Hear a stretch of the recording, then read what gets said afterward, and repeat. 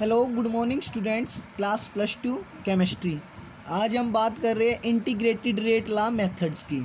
तो इसके अंदर हम अपना पहला मेथड डिस्कस करते हैं, integrated rate law equation for zero order reaction.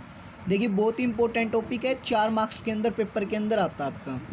हमने कोई रिएक्टेंट मॉलिक्यूल आपका ए लिया, उससे आपका क्या बनता है, प्रोडक्ट बनता है। ठीक है, अब रिएक्शन कैसे, हमारी जीरो ऑर्डर रिएक्शन है। जीरो ऑर्डर रिएक्शंस वो रिएक्शंस होती हैं आपकी जो जिनके अंदर आपका रेट ऑफ रिएक्शन इंडिपेंडेंट होता है on the concentration of the reactant molecules. वो रिएक्शंस जिनके अंदर रेट ऑफ रिएक्शन क्या होता है, इंडिपेंडेंट होता है कंसंट्रेशन रिएक्टेंट मॉलिक्यूल्स के ऊपर। ठीक है, तो इसके अंदर हम रेट ऑफ रिएक्शन को कैसे रिप्रेजेंट करेंगे। देखिए रेट ऑफ रिएक्शन, तो डेफिनेशन ऑफ रेट लॉ के हिसाब से क्या हो गया आपका, डेफिनेशन ऑफ रेट लॉ के हिसाब से तो हो गया rate of reaction is equal to rate of reaction is equal to law of mass action के हिसाब से क्या होता है आपका, k into rate constant into concentration of reactant molecules, और ऑर्डर क्या है इसका, जीरो। ठीक है, और बाय डेफिनेशन ऑफ, जैसे कि केमिकल काइनेटिक्स के हिसाब से रेट ऑफ रिएक्शन को डिफाइन करते हैं, तो क्या होता है, change in concentration upon time taken. Concentration किसकी चेंज हुई, आपकी रिएक्टेंट मॉलिक्यूल की, तो आपका क्या आएगा, चेंज इन कंसंट्रेशन। डी किसको रिप्रेजेंट करता है, आपका चेंज को। स्क्वायर ब्रैकेट किसको रिप्रेजेंट करता है, कंसंट्रेशन को। तो चेंज इन कंसंट्रेशन ऑफ ये रिएक्टेंट मॉलिक्यूल अपॉन में change in time taken dt। अब ये नेगेटिव साइन क्यों लिया है, क्योंकि कंसंट्रेशन हमेशा रिएक्टेंट मॉलिक्यूल की डिक्रीज करती है जब आपके प्रोडक्ट की फॉर्मेशन होती है। तो डिक्रीज होने की वजह से साइन कैसा आता है आपका, नेगेटिव। कैसा साइन आता है आपका, नेगेटिव। तो दिस इम्प्लाइज डेट आपका क्या हुआ कि minus d of A by d t is equal to आपका हो गया के इंटू ए नोट के इक्वल, ए जीरो के इक्वल। ठीक है, अब आपको पता है कि किसी भी चीज़ की पावर अगर आपकी जीरो होती है तो उसकी वैल्यू कितनी होती है, 1। तो के इंटू 1 हो गया आपका। अब आप क्या कर दो, क्रॉस मल्टीप्लाई कर दो इनको, तो minus d of A is equal to क्या हो गया आपका, के डी टी हो गया। ठीक है, आप इंटीग्रेशन कर दो ऑन बोथ साइड्स। अब वो इक्वेशन का इंटीग्रेशन कर दो on both sides, integration on both sides, integration कर दो। ठीक है, आप इंटीग्रेशन करोगे तो आपको क्या मिलेगा, देखिए इंटीग्रेशन किया आपने तो minus d of A is equal to integration of k d t बना आपका। माइनस बाहर ले लीजिए, माइनस बाहर लिया तो हमने d of A is equal to क्या आया आपका, के बाहर ले लीजिए, कांस्टेंट है डी टी। डिफ्रेंसिएशन से इंटीग्रेशन कैंसिल हो गया आपका, तो क्या आया, माइनस का ऑफ ए आया आपका, किसके रिस्पेक्ट में था, टी के, तो के टी प्लस में आई। आई क्या होता है आपका, इंटीग्रेशन कांस्टेंट। आई क्या होता है आपका, इंटीग्रेशन कांस्टेंट। अब हम किसकी वैल्यू निकालेंगे, आई की वैल्यू निकालेंगे। आई की वैल्यू कैसे निकालेंगे हम, बाय इनिशियल कंडीशंस।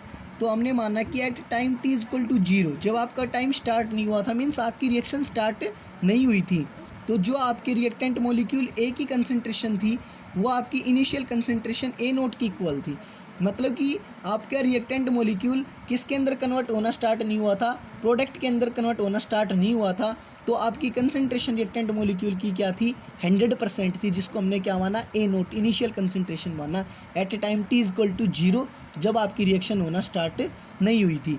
तो आप जो ये आपकी इक्वेशन आई है, फर्स्ट इक्वेशन, इसमें आप टी की वैल्यू और ए की वैल्यू पुट करेंगे तो आपको क्या मिलेगा, जब हमने इनकी वैल्यू पुट की तो ए की जगह क्या आया, ए नोट, टी आपका कितना है, जीरो, जीरो प्लस आई, तो आपकी आई की वैल्यू क्या आई आपकी, माइनस ए नोट। आई की वैल्यू क्या आई आपकी, माइनस ए नोट। आप इस आई की वैल्यू को पुट करोगे किस इक्वेशन के अंदर, फर्स्ट इक्वेशन के अंदर फिर से, तो आपको क्या मिलेगा, ए is equal to k T minus का ए नोट। ठीक है, आप क्या करोगे, ए नोट को उस साइड लेके जाओगे तो आपका क्या आएगा, ए नोट माइनस का concentration of A is equal to k t, या है आपका के टी को इस साइड रख लिया, ए नोट को उस साइड लेके गए। ठीक है, तो आपका क्या बना, ए नोट माइनस में ए is equal to k T. हमको किसकी वैल्यू निकालनी है, के की। किसकी वैल्यू निकालनी है, के की, रेट कांस्टेंट की। ठीक है, तो आपकी के की वैल्यू इसके अंदर क्या होगी भाई क्लास, के इज इक्वल टू आपका हो जाएगा इसके अंदर, K is equal to A naught minus में concentration of A naught minus में ए अपॉन में टी। यह आपका क्या हो गया, रेट ला इक्वेशन मेथड हो गया जीरो रिएक्शन के लिए, हमने रेट कांस्टेंट की वैल्यू निकाल दी। ठीक है, यहाँ पे ए नोट क्या है आपकी इनिशियल कंसंट्रेशन, ए आपकी क्या है concentration at a time t, जो आपकी रिएक्शन स्टार्ट हो चुकी थी। ठीक है, आपकी इक्वेशन कुछ इस प्रकार से आई थी पीछे। अगर आप इक्वेशन के ऊपर ध्यान दोगे तो इक्वेशन थी आपकी minus A equal to minus का ए नोट प्लस में के टी था, ठीक है। आप माइनस ए को उस साइड लेके जाओ तो माइनस से दोनों साइड मल्टीप्लाई करोगे तो आपको क्या मिलेगा, ए नोट माइनस में के टी मिलेगा। आप इस इक्वेशन को कंपेयर कर दो y equal to M X plus C C. C क्या हो गया आपका ए नोट, एम क्या हो गया माइनस के, एक्स क्या हो गया आपका टी, वाई क्या हो गया आपका कंसंट्रेशन ऑफ ए। तो इसका ग्राफ कैसा आएगा, स्ट्रेट लाइन। आपकी स्ट्रेट लाइन इक्वेशन होती है ना, तो आपकी कुछ इस प्रकार से आपका ग्राफ आएगा। आपका स्लोप कैसा है, नेगेटिव। स्लोप कैसा है, नेगेटिव। तो आपका ग्राफ कैसा आएगा, कुछ इस प्रकार से आएगा, ठीक है। ये जो बीच में स्पेस हो गया इसको क्या बोलेंगे, इंटरसेप्ट सी। क्या बोलेंगे, इंटरसेप्ट सी। ये इंटरसेप्ट सी की वैल्यू क्या होगी आपकी, ए नोट के इक्वल। किसके इक्वल होगी, ए नोट के। इस साइड में आपने क्या लिया, कंसंट्रेशन। क्या है कंसंट्रेशन आपकी, ए, ठीक है। ग्राफ इस साइड में क्या लिया आपने, टी। ये आपका क्या आया, स्लोप।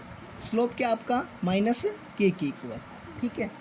उसके बाद आप बात करते हो हाफ लाइफ टाइम की। किसकी बात करते हो आप, half life time of zero order reaction, ठीक है। Half life time of zero order reaction. देखिए हाफ लाइफ का मतलब क्या होता है आपका, हाफ लाइफ का मतलब होता है कि आपके कितने टाइम के अंदर आपकी जो कंसंट्रेशन होती है रिएक्टेंट मॉलिक्यूल्स की वो कन्वर्ट हो जाती है 50% किसके अंदर, प्रोडक्ट के अंदर। तो कितना टाइम लगा कि आपकी हाफ कंसंट्रेशन रिएक्टेंट मॉलिक्यूल्स की कन्वर्ट होती है प्रोडक्ट के अंदर, उसी को हम क्या बोलते हैं, हाफ लाइफ टाइम बोलते हैं। क्या बोलते हैं, हाफ लाइफ पीरियड बोलते हैं या हाफ लाइफ टाइम बोलते हैं। यहाँ पे टी क्या होता है आपका, टाइम हो जाता है आपका half, t equal to t half हो जाता है आपका। Concentration of A equal to क्या जाती है आपकी, ए नोट बाई 2 के इक्वल हो जाती है, ठीक है। जब आप इन चीज़ों को पुट करते हो, के इक्वल टू आपकी जो ये इक्वेशन थी ना, स्टार वाली इक्वेशन थी, इस इक्वेशन के अंदर जब आप पुट करते हो इनको तो आपको वैल्यूज क्या मिलती हैं, ए नोट। ए नोट आपका पहले से था, ए की जगह क्या रखोगे, ए नोट बाई 2 और टी की जगह टी हाफ। तो रखो ए नोट माइनस में ए नोट बाई टी 2, टी की जगह क्या रखा आपने, टी हाफ रखा। आपको क्या निकालना है, टी हाफ निकालना है। टी हाफ को आप किधर लेके जाओगे, उस साइड लेके जाओ। तो टी हाफ इक्वल टू क्या हो गया आपका, ए नोट माइनस में ए नोट बाई 2 अपॉन में क्या आ गया आपका, टी हाफ इक्वल टू क्या आया आपका, ए नोट माइनस में ए नोट हाफ करोगे तो क्या आएगा आपका, इक्वल टू आएगा आपका ए नोट बाई 2 के, ठीक है। ये आपका क्या होता है, ये आपका हाफ लाइफ पीरियड होता है आपका जीरो ऑर्डर रिएक्शन के लिए, ठीक है। उसके बाद हम बात करते हैं अपने नेक्स्ट टॉपिक, अगली वीडियो के अंदर डिस्कस करेंगे। Thank you, have a nice day.